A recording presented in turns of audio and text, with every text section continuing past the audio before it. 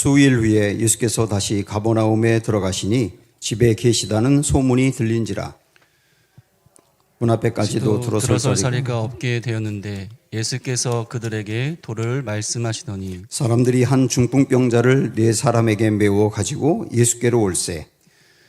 무리들 때문에 예수께 데려갈 수 없으므로 그 계신 곳에 지붕을 뜯어 구멍을 내고 중풍병자가 누운 상을 달아내리니 예수께서 그들의 믿음을 보시고 중풍병자에게 이르시되 작은 자야 네 죄 사함을 받았느니라 하시니 어떤 서기관들이 거기 앉아서 마음에 생각하기를 이 사람이 어찌 이렇게 말하는가 신성모독이로다. 오직 하나님 한 분 외에는 누가 능히 죄를 사하겠느냐.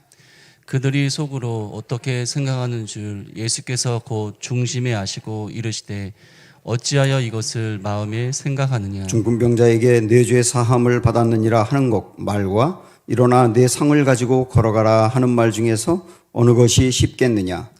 그러나 인자가 땅에서 죄를 사하는 권세가 있는 줄을 너희로 알게 하려 하노라 하시고 중풍병자에게 말씀하시되 내가 내게 이르노니 일어나 내 상을 가지고 집으로 가라 하시니 그가 일어나 그 상을 가지고 모든 사람 앞에서 나가거늘 그들이 다 놀라 하나님께 영광을 돌리며 이르되 우리가 이런 일을 도무지 보지 못하였다 하더라. 아멘. 예수님이 어떤 집에서 말씀을 전하고 계십니다.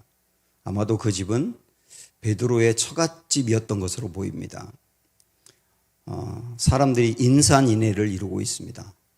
예수님이 이미 수많은 환자들을 고치셨고 그 말씀이 권위 있다는 소문이 나서 가버나움 일대에 수많은 사람들이 예수님께로 몰려온 겁니다. 그런데 그 마을에 한 중풍병을 앓고 있는 환자가 있습니다.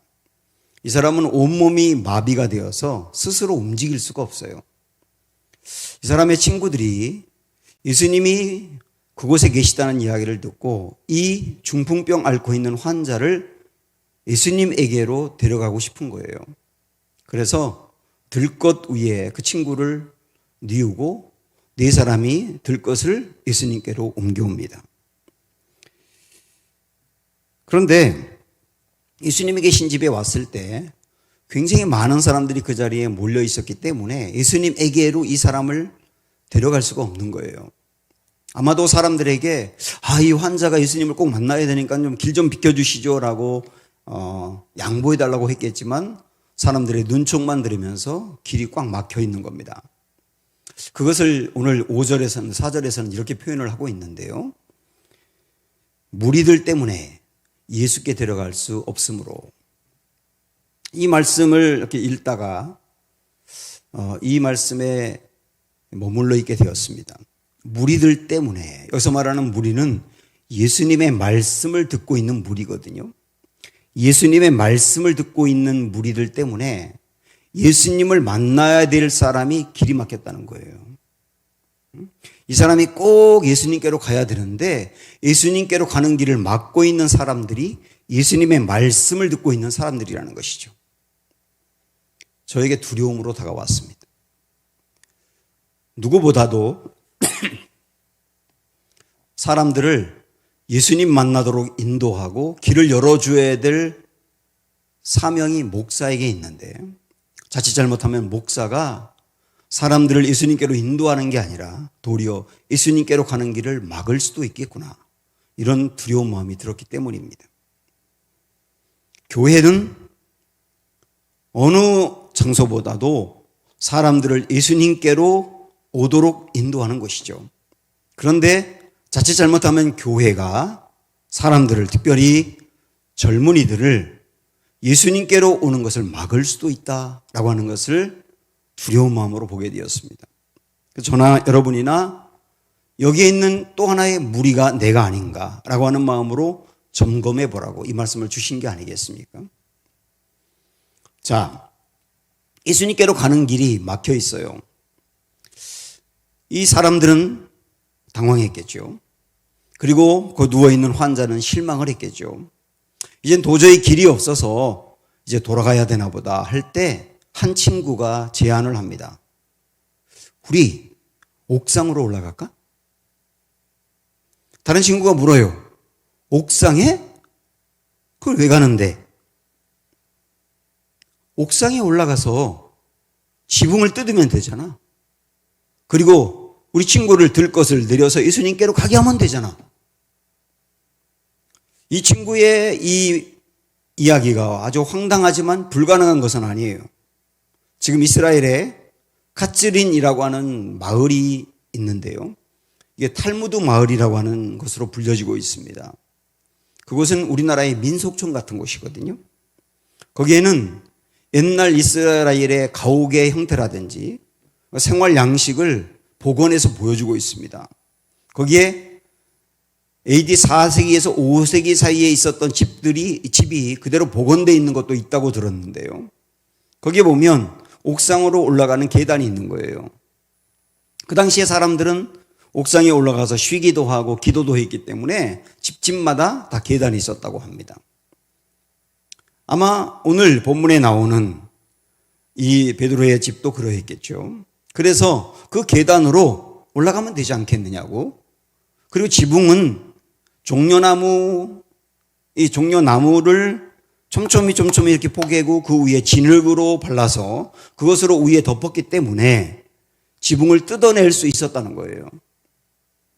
그러니까 이 친구가 제안을 한 겁니다. 우리 그렇게 하자. 다른 친구가 말을 했겠죠. 그건 불가능해. 이 주인이 가만히 있겠어? 그리고 보상을 해줘야 되잖아. 다른 친구가 또 이야기하는 거예요. 지금 예수님이 말씀을 전하고 있는 중요한 시간인데, 그렇게 하면 예수님의 말씀이 끊기고 이건 매너가 아니잖아. 그때에 처음 제안을 했던 친구가 뭐라고 말하냐면, 우리가 여기까지 왜 왔는데 이 친구, 이 중풍병을 앓고 있는 이 친구 예수님 만나서 치유받고 새롭게 하기 위해서 온 거잖아. 그럼 예수님께 가는 길이 막혔으면 그렇게라도 예수님께 보내야 되는 거잖아. 원래 목마름은 매너도 잃게 한다고 하잖아요. 이 친구를 고쳐야 된다는 이 절박한 목마름은 매너도 잃게 한 거죠. 그래서 다른 친구들도 동의하면서 그 길로 선택하게 된 겁니다. 예수님이 한창 말씀을 전하고 있는데 이 위에서 뭔가 들그럭거리는 소리가 들리더니만 먼지가 막 쏟아지기 시작하더니 조금 있다가 뽕 뛰어가지고 하늘이 보이는 거예요. 그리고 거기에서 들것이 하나 내려오는 겁니다. 들것이 예수님 발 앞에 도착했을 때 예수님은 들것 위에 있는 그 환자를 쳐다보다 그 옥상에 뻥 뚫린 위에 쳐다보고 있는 친구를 보다 그러고 있는 광경이죠. 그것을 보고 있던 다른 사람들은 이 기가 막힌 광경에 말을 잇지 못하는 겁니다. 친구들은 예수님에게 왜 이 친구를 이렇게 내렸는지 이야기하지 않아도 우리 예수님은 대번 압니다. 친구들의 그 간절함과 열정에 우리 주님이 감동을 받으신 것이죠. 100이면 100. 그 다음에 예수님이 뭐라고 하실지 알고 있어요. 예수님이 그 사람에게 그 사람의 몸에 손을 대면서 그 손을 잡아 일으켰을 때 이 사람이 벌떡 일어나더니 들것을 들고 당당하게 걸어가는 일이 있을 거라고 다 생각을 하고 있어요. 그런데 예수님이 꺼내신 말씀은 사람들의 귀를 의심하게 합니다. 5절에 이렇게 말씀했거든요. 예수께서 그들의 믿음을 보시고 중풍병자에게 이르시되 작은 자야 내 죄 사함을 받았느니라. 지금 사람들은 무엇보다 시급한 문제가 이 사람의 병 고치는 거거든요. 근데 그걸 모를 리가 없는 예수님께서 무엇보다 우선되어야 될 일은 죄 사함이라고 말씀하시는 거예요. 물론 오해하지 마십시오. 이 일이 있고 난 다음에 우리 예수님께서는 그 환자를 정말로 붙들어 일으켜 세우셔서 그 환자가 올 때는 들것에 누워왔지만 갈 때는 들것을 들고 가거든요. 치유받았어요. 그런데 먼저 죄사함이라는 거예요. 굉장히 중요한 문제를 말씀하시는 거거든요.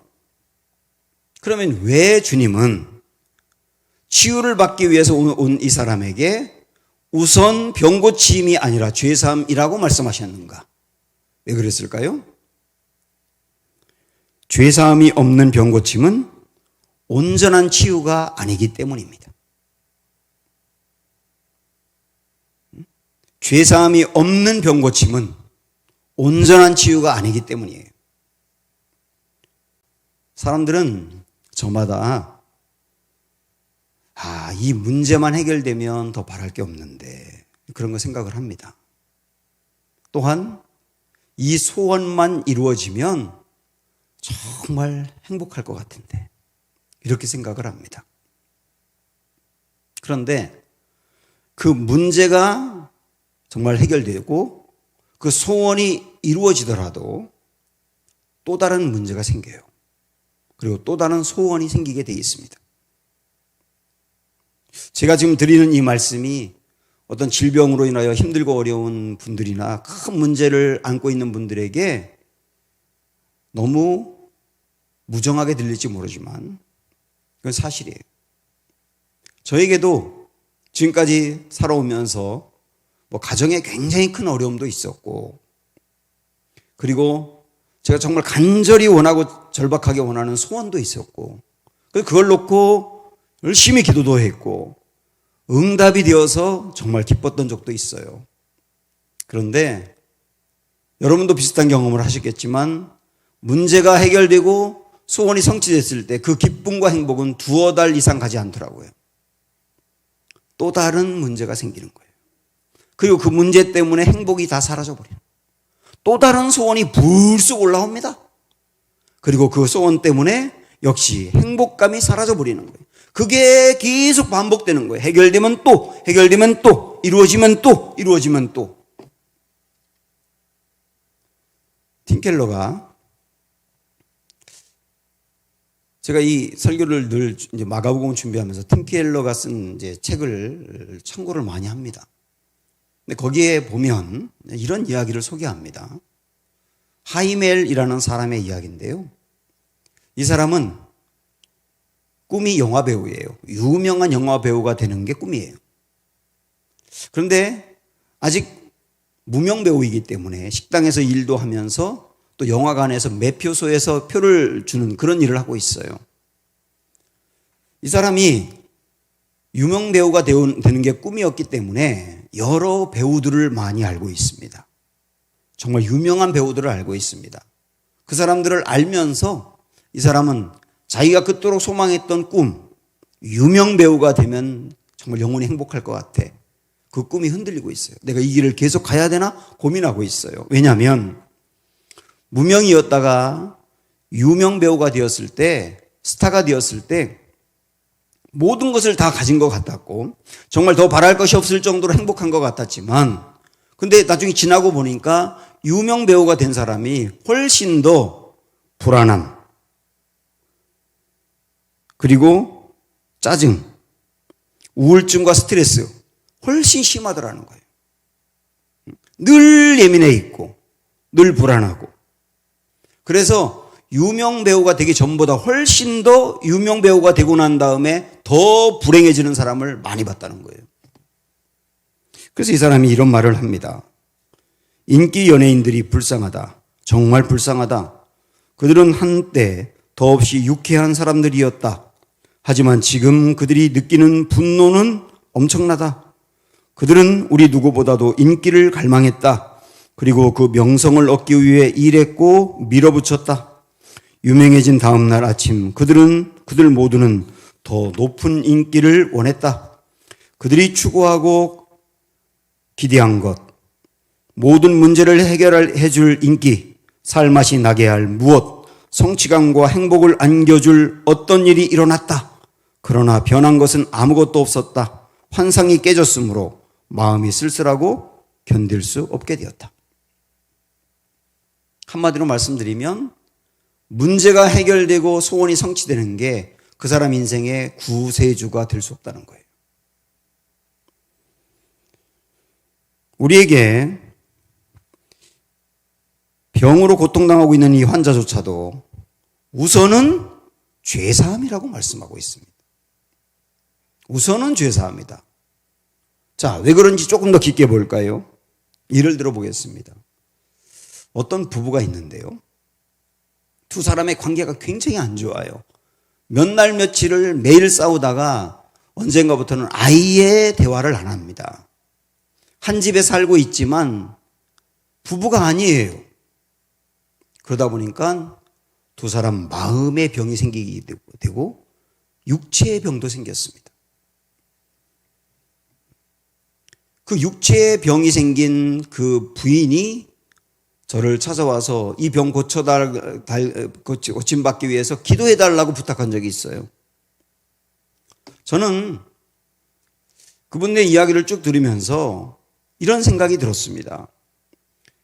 그분이 안고 있는 병, 육체의 병이든 마음의 병이든 그 병이 치유가 되더라도 부부관계가 회복이 되지 않으면 이건 치유가 아니라고 하는 것을 알게 됐어요.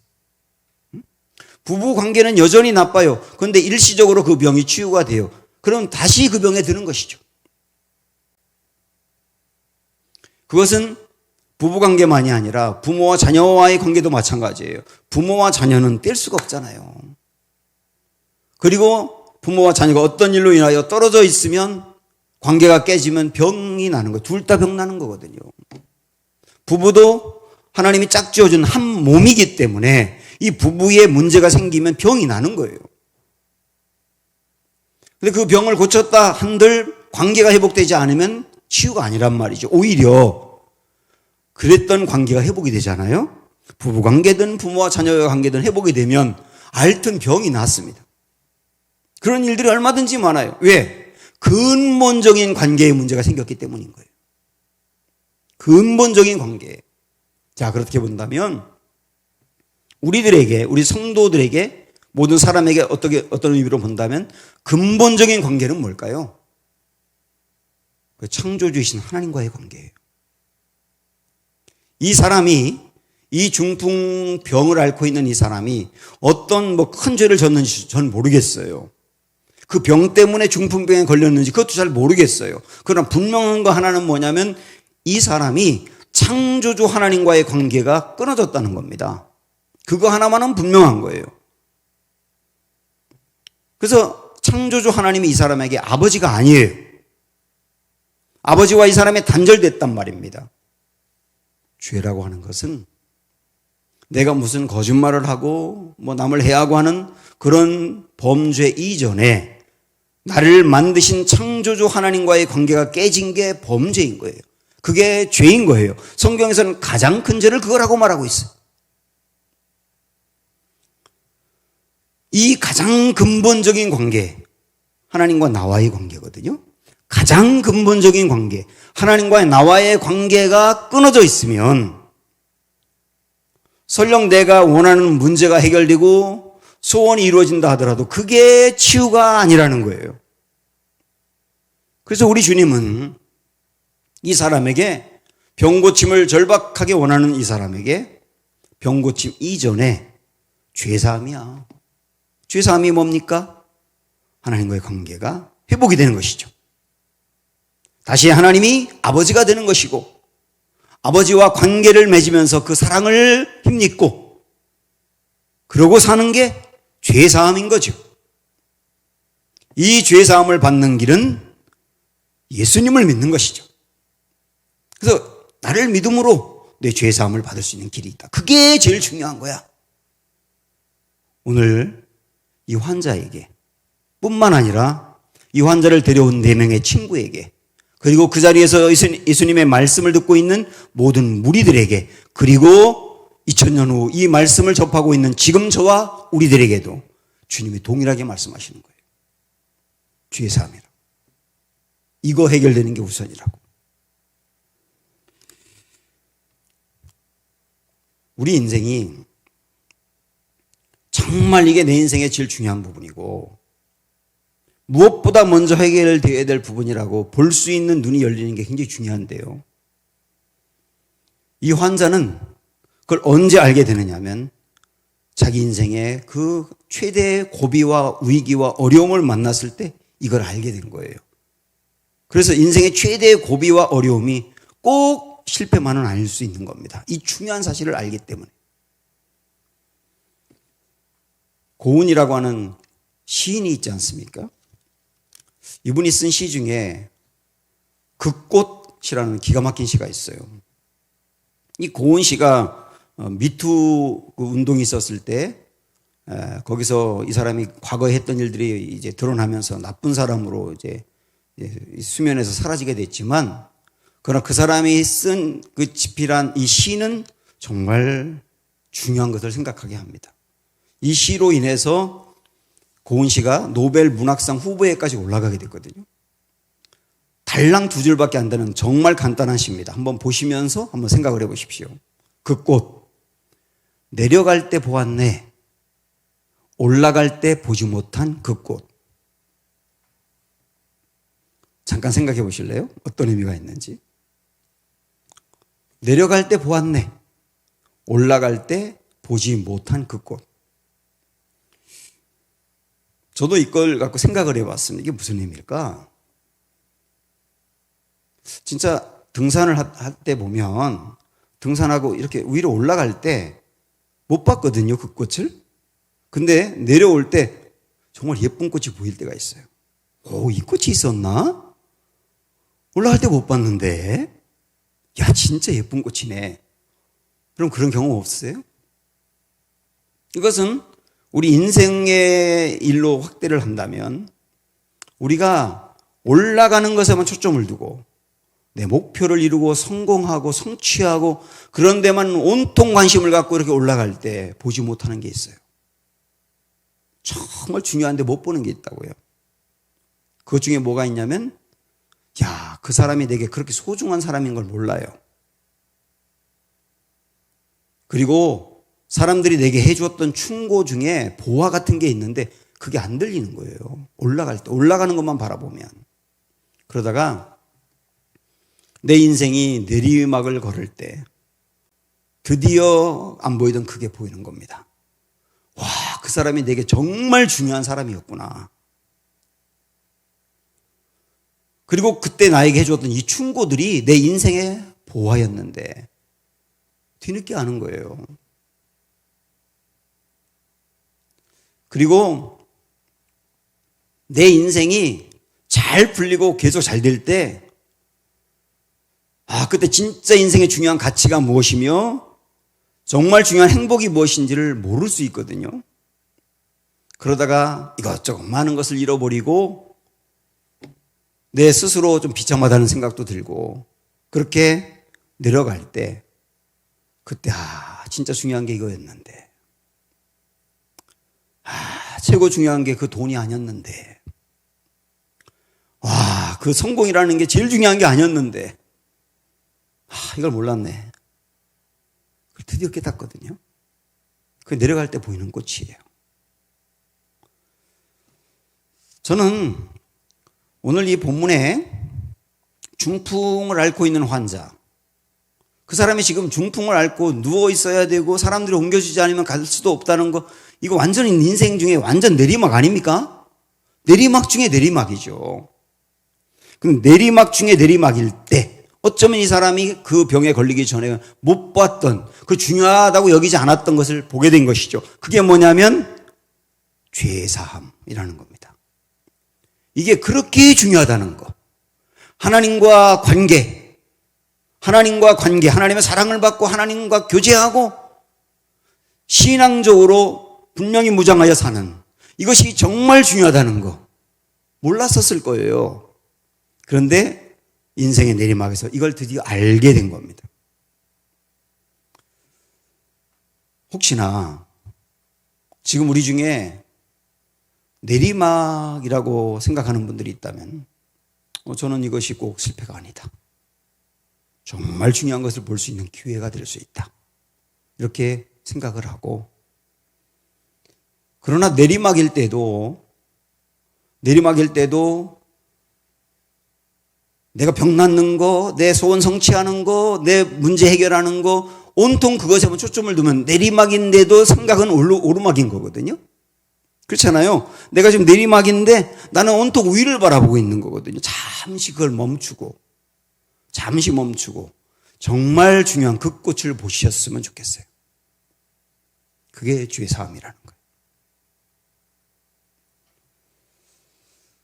우리 주님은 이 병 고침을 원하는 이 사람에게 근본적인 치료는 죄사함이다.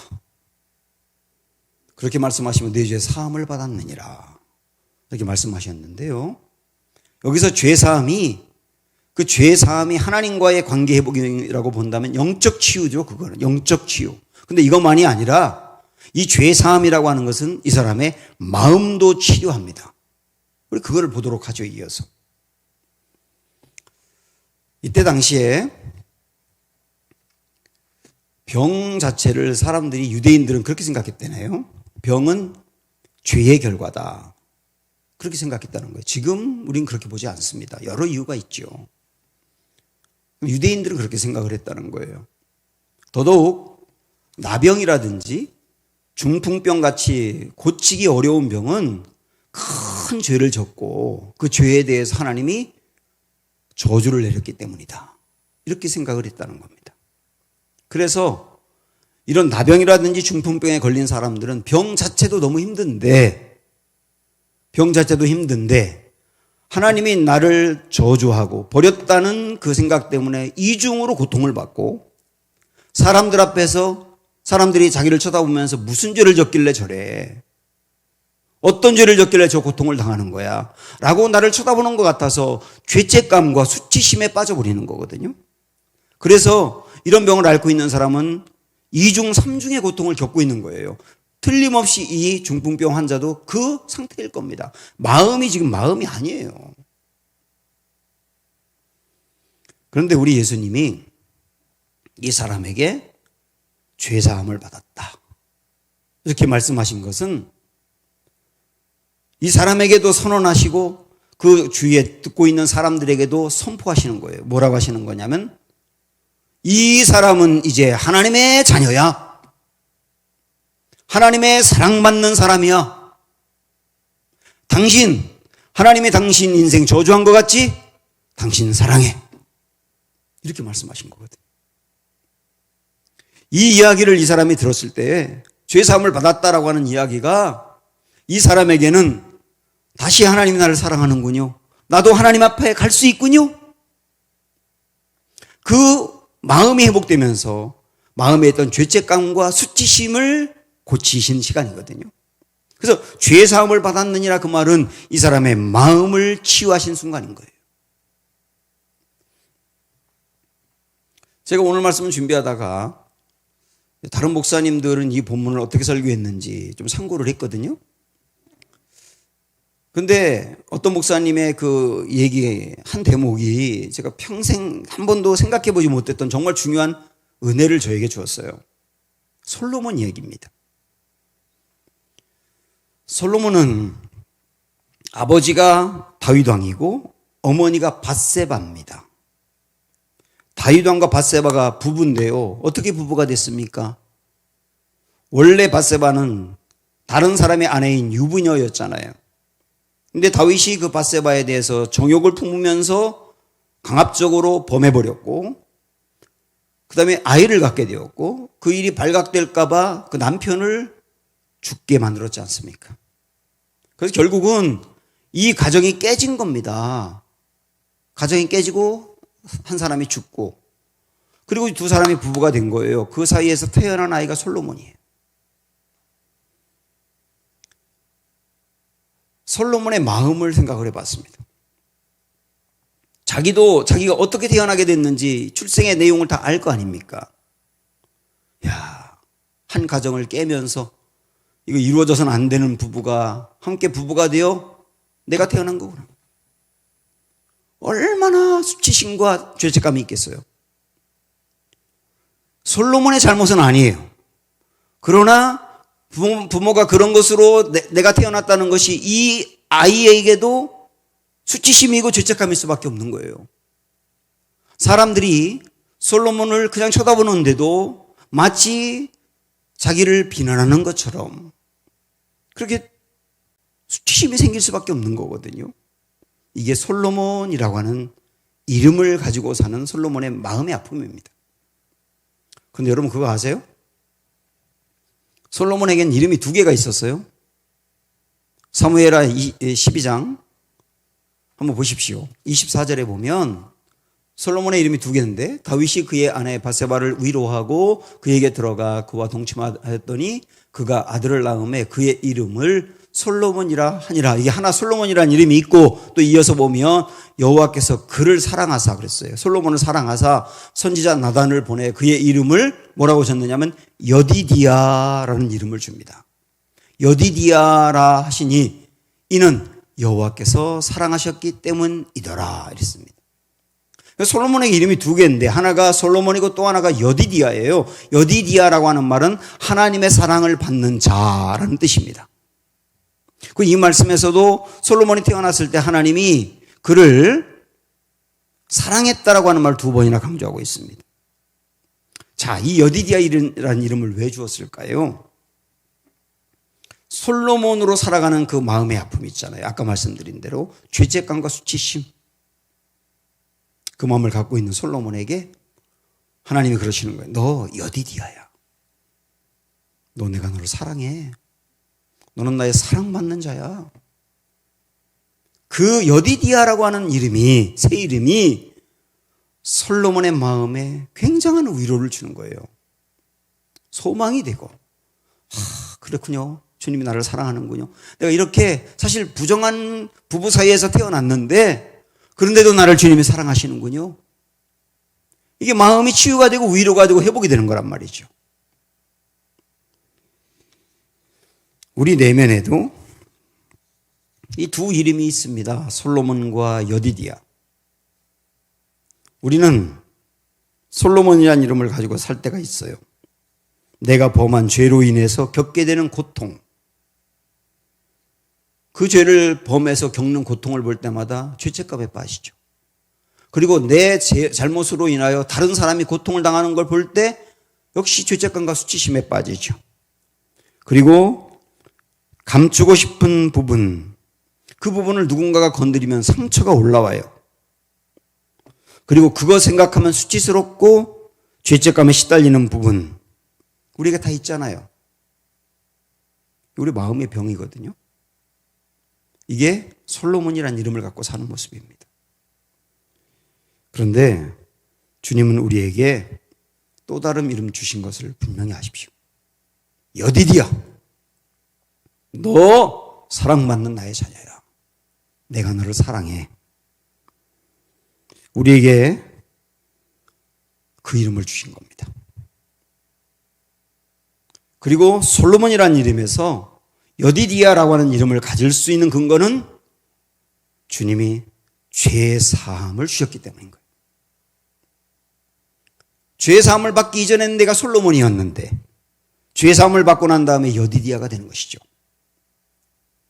그리고 내가 죄 사함을 받아서 내 마음의 죄책감과 그 수치심에서 벗어날 수 있는 정확한 근거는 뭐냐면 여러분 다 아시는 것처럼 실제 우리 예수님께서 돌아가신 것은 담당하신 거잖아요. 담당.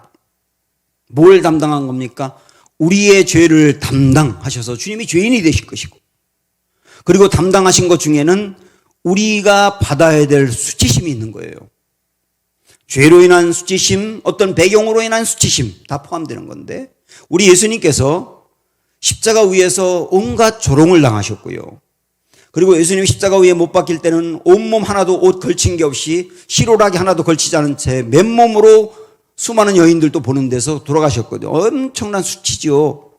왜 그렇게 당하신 겁니까? 모든 사람의 수치와 죄책감을 주님이 안고 가시기 위해요. 그렇게 십자가에 당하신 거잖아요. 그래서 예수님의 십자가가 바로 나를 위한 것이고 나의 이 부분까지 해결해 주기 위함이라는 것을 정말 여러분 마음으로 받아들인다면 우리는 수치심과 죄책감에서 온전히 벗어나는 정말 여디디아가 될 수 있는 거예요. 이게 치유입니다.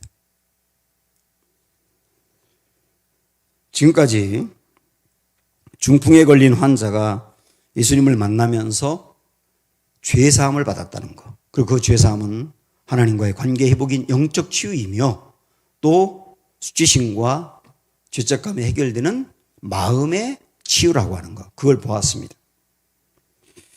물론 그 다음에 우리 주님은 그 사람의 육신도 치유하셔서 당당하게 걷게 하셨습니다. 이렇게 보면서 우리는 오늘 말씀의 제목처럼 분명히 알게 됐어요. 예수 나의 치료자. 우리 중에는 주님으로부터 이런 치료를 이미 받은 이들이 있습니다. 죄사함을 분명히 받은 그 이들. 이거 은혜이고 감사할 일이에요. 그런데 교회에 나와서 예배를 드리긴 하지만 아직까지 온전히 죄사함의 체험이 없는 이들도 있어요. 교회를 나오긴 하지만.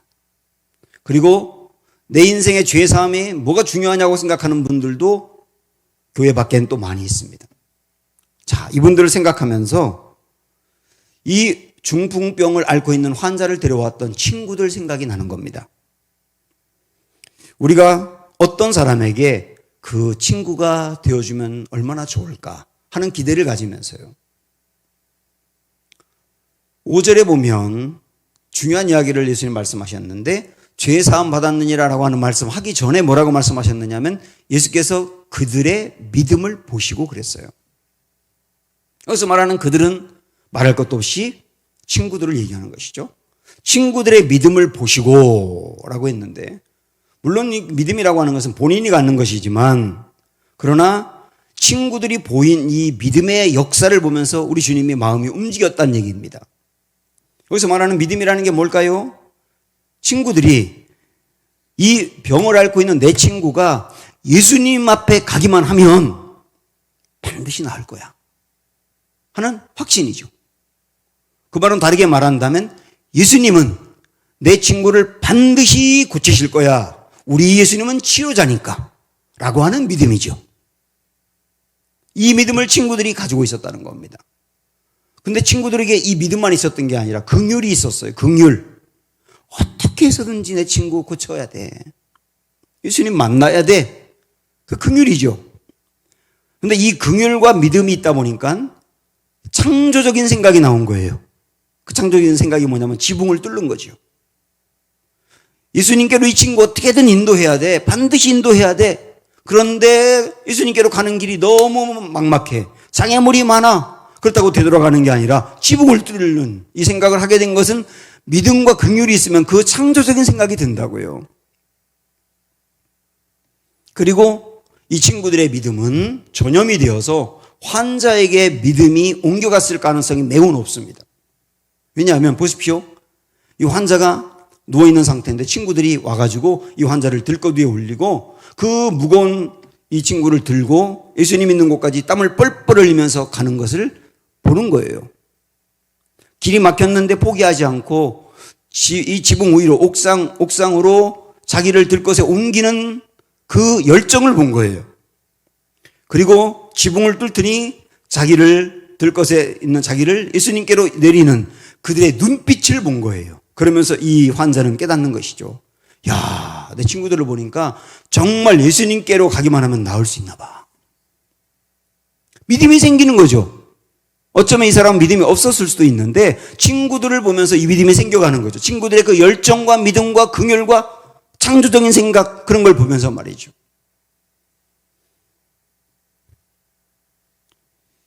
어쩌면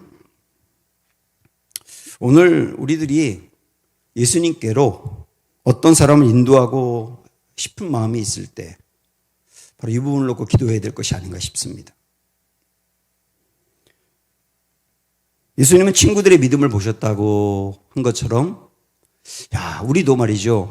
그 사람 정말 어떻게 해서든지 예수님께로 인도하고 싶은데 정말 저 사람 예수님께로 인도하면 죄사함 받고 또 치유도 받고 정말 달라질 수 있을 것 같은데 예수님이라면 저 사람 반드시 어떻게 하실 것 같은데 라고 하는 믿음을 놓고 기도하십시오. 그리고 그 사람을 예수님께로 인도하는 과정에 굉장히 많은 장애물이 있을 겁니다. 그 사람이 거부할 수도 있죠. 그리고 설득하고 설득해서 교회에 왔는데 교회 교인들이 길을 막을 수도 있죠. 야, 교회 갔는데 아는 척도 아무도 안 하고 사랑도 하나도 없고 교인들이 너무 냉랭하고 그래서 마음이 상할 수도 있어요. 그게 장애물일 수도 있어요.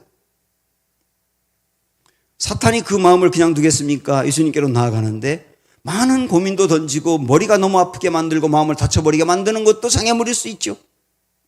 그러나 이런 장애물이 있다고 우리가 포기하는 게 아니라 정말 그가 예수님 만나면 된다라고 하는 절박한 믿음과 긍휼이 있다면 그 사람은 어떻게 해서든지 예수님께로 인도하는 창조적인 생각이 분명히 들 겁니다. 그건 몰라요. 여러분이 어떻게 하실지는. 그리고 그 사람을 예수님께로 그렇게 인도해가는 나의 그 믿음과 긍휼과 그 열정과 창조적인 생각을 그 사람이 보면서 그 사람 전혀 믿음이 없었던 사람이었는데 그 사람 마음에 새록새록 무엇이 들겠습니까? 와, 이 친구가 나를 위해 이렇게까지 하는 거 보면 예수님께로 가면 뭔가 있나 봐. 그런 마음이 들지 않겠어요? 예수님께로 나아가면 뭔가 있나 봐. 그럼 나도 한번 나아가고 싶다. 이런 마음이 들지 않겠습니까? 이게 믿음이 들어가는 거란 말이죠. 저는 우리 안에 그런 은혜가 있기를 원하고 그런 마음을 놓고 기도할 수 있기를 원하고 그 마음을 주님이 부어주시기를 소망합니다. 전 이걸 모두 통칭해서 예전에 한번 말씀드렸던 것처럼 어떤 한 사람을 어떻게 해서든지 그렇게 인도하고 예수님 만나도록 하기 위해서 이 들것 위에 이 사람을 들었던 그거를 생각하며 전 이것을 이렇게 말하고 싶어요. 들것 기도. 제가 만든 말입니다. 그거 쓰려면 저한테 돈 주고 쓰셔야 돼. 들것 기도. 그 한 사람을 살리는 기도. 한 사람을 예수님께로 인도하는 기도. 포기하지 않는 기도. 그 들것 기도. 사순절 기간에 우리 안에 그 기도가 회복되기를 소망합니다.